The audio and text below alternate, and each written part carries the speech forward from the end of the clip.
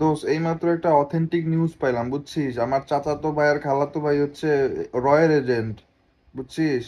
তো ওই নিউজ দিল যে আমাকে পাশের দেশ থেকে নাকি পারমাণবিক বোমা ফালানো হবে, বুঝছিস। একদম হ্যাঁ, মেইন মেইন শহীদ মিনার, শাহবাগ, হ্যাঁ এইসব মেইন পয়েন্টে ফেলানো হবে, যে জায়গায় বেশি আন্দোলন হবে ওই জায়গায় ফেলা হবে। কেউ বেরোস না কিন্তু প্লিজ, ঘরে থাক। দোস্ত আমার খালাতো ভাইয়ের ফ্রেন্ডরা তো লিগ মিগ করে বুঝছিস। তো ওরা আজকে আন্দোলনে যায়া সবাই সবার মধ্যে বোম বইরে লয়ে যাবে বুঝছিস। তো যে জায়গায় মানুষজন বেশি হবে, আন্দোলন বেশি হবে, ওই জায়গায় যায় ওরা ফাটাই দিবে, ঠিক আছে।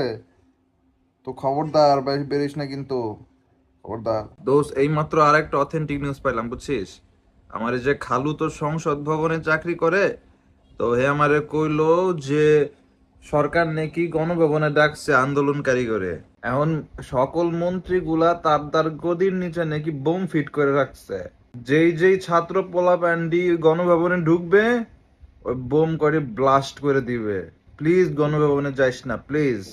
দোস্ত আমার খালাতো বোনের চাচাতো ভাইয়ের ফুফাতো ভাইয়ের ছেলে আর্মিতে চাকরি করে বুঝছিস। সে একটা ইম্পর্টেন্ট নিউজ দিছে, শুনলে তোর মাথা খারাপ হয়ে যাবে। সে সে বলছে যে